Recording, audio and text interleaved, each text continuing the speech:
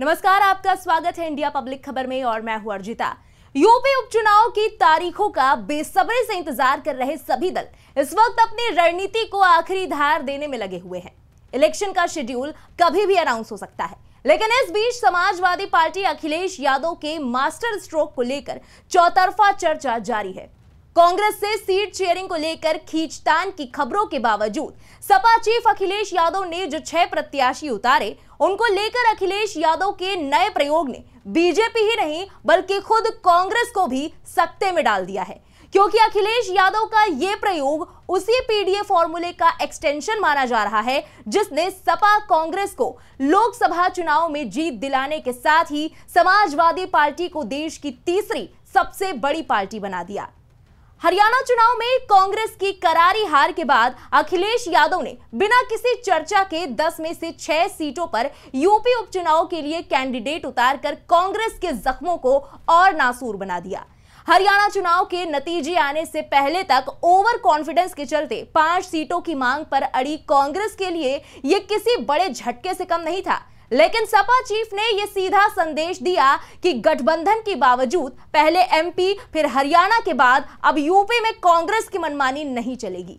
हालांकि अखिलेश यादव ने गठबंधन टूटने की खबरों पर यह कहकर फुल स्टॉप लगा दिया कि कांग्रेस के साथ सपा का गठबंधन जारी रहेगा, लेकिन कांग्रेस की तरफ से कोल्ड वाइब्स और नाराजगी अभी भी देखने को मिल रही है।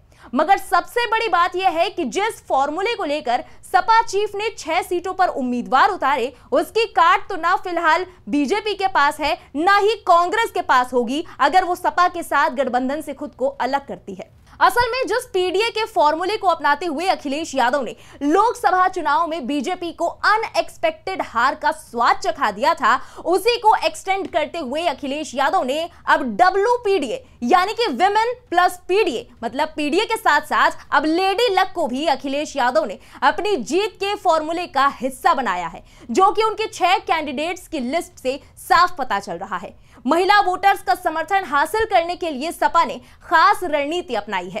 पार्टी ने सीसामऊ से नसीम सोलंकी को टिकट दिया तो कटहरी से शोभावती और मझवा से डॉक्टर ज्योति बिंद को टिकट देकर महिलाओं में संदेश देने की कोशिश की। ये बात अलग है कि ये तीनों सपा के किसी बड़े नेताओं के परिवार से ही आती हैं, साथ ही में इनकी उम्मीदवारी पीडीए के फॉर्मूले पर भी एकदम फिट बैठती है। तो चलिए जरा विस्तार से समझने की कोशिश करते हैं कि कौन है सपा की ये 3 महिला उम्मीदवार जो WPDA के फॉर्मूले के सहारे लगा सकती हैं सपा की नैया पार। सबसे पहले बात करते हैं ऐसी विधानसभा सीट की जो सपा विधायक इरफान सोलंकी की विधायकी रद्द होने के बाद खाली हुई। वो है कानपुर नगर की सीसामऊ सीट। सपा चीफ अखिलेश यादव ने सीसामऊ से नसीम सोलंकी को टिकट दिया, जो कि इरफान सोलंकी की पत्नी है। इरफान सोलंकी सीसामऊ सीट से लगातार तीसरी बार विधायक बने थे, लेकिन जाजमऊ आगजनी मामले में कोर्ट ने उन्हें 7 साल की सजा सुनाई थी, जिसकी वजह से उनकी विधायकी हाथ से चली गई। सीसामऊ में उपचुनाव होने जा रहा है, ऐसे में नसीम सोलंकी पर पति की जीत को बरकरार रखने का एक बड़ा चैलेंज होगा। देखा जाए तो यहाँ पर सपा मुखिया अखिलेश यादव ने नसीम सोलंकी को प्रत्याशी बनाकर एक बड़ा राजनीतिक दांव चला है। सीसामऊ सीट पर 45% मुस्लिम वोटर्स हैं। ये मुस्लिम वोटर पूरी तरह से सपा के साथ खड़े हैं। इसके साथ ही इरफान की पत्नी को सिंपैथी मिलने का भी पूरा लाभ हासिल होने वाला है।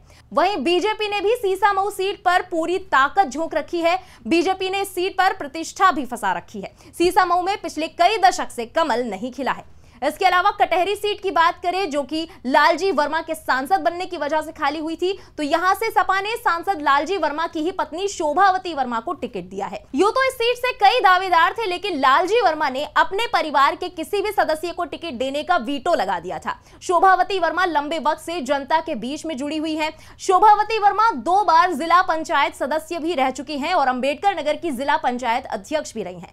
हालांकि सीएम योगी आदित्यनाथ ने खुद इस सीट पर बीजेपी की जीत की जिम्मेदारी संभाली है, लिहाजा सपा उम्मीदवार शोभावती वर्मा के लिए जीत की राह यहां इतनी आसान नहीं होने वाली।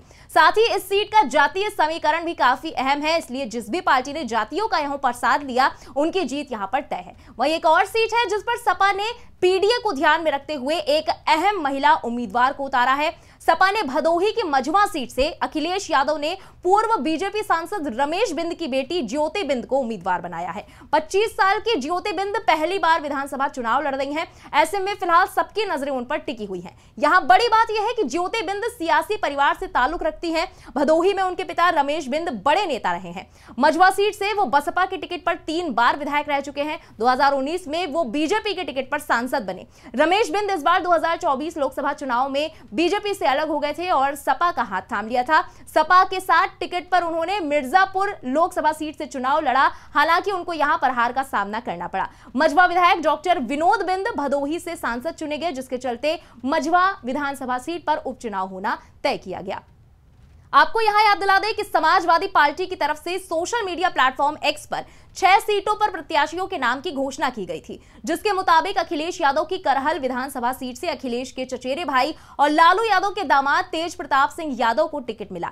वहीं अयोध्या के मिल्कीपुर से सांसद अवधेश प्रसाद के बेटे अजीत प्रसाद को उम्मीदवार बनाया गया। इसके अलावा कानपुर की सीसामऊ से नसीम सोलंकी, प्रयागराज के फूलपुर से मुस्तफा सिद्दीकी, मिर्जापुर के मझवा से डॉक्टर ज्योति बिंद, अंबेडकर नगर की कटहरी से शोभावती वर्मा को टिकट मिला है। देखा जाए तो समाजवादी पार्टी ने 6 में से 4 सीटों पर पिछले और दलित उम्मीदवार उतारे हैं, जबकि 2 सीट पर मुस्लिम चेहरों को जगह दी है। मतलब यह कि सपा प्रमुख ने सभी 6 सीटों पर एक बार फिर अपना पिछड़ा, दलित और अल्पसंख्यक यानी कि पीडीए फॉर्मूला ही लगाया है और इनमें से भी आधी सीटों पर महिला कैंडिडेट्स पर भरोसा जताया है।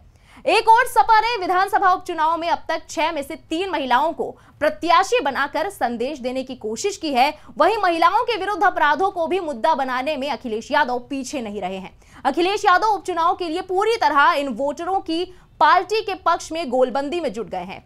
बीते काफी वक्त से सपा प्रमुख अखिलेश यादव महिलाओं से जुड़े हुए मुद्दों पर सोशल मीडिया के जरिए सरकार को घेरते हुए कटाक्ष करते रहे हैं। उन्होंने पिछले दिनों कहा था कि महिलाओं से जुड़े अपराधों से जुड़े सवालों को वो संसद में उठाएंगे। यूपी विधानसभा के आगामी सत्र में भी सपा इस तरह के मामले खास तौर पर उठाएगी। हालांकि अभी 4 सीटों पर प्रत्याशी आने बाकी हैं और इस पर कांग्रेस को कितनी सीट मिलेंगी वो भी अभी मंथन का विषय है। संभव है कि सपा इन 4 में से भी किसी और सीट पर एक और महिला को प्रत्याशी बना सकती है। गौर करने वाली बात है कि लोकसभा में भी समाजवादी पार्टी का ये पीडीए के साथ महिला चेहरों को खास जगह देने का फॉर्मूला काफी सुपरहिट साबित हुआ था, जिसका रिजल्ट ये रहा कि सपा की 5 महिला सांसद डिंपल यादव, इकरा चौधरी, रुचि वीरा, कृष्णा देवी पटेल और प्रिया सरोज हैं।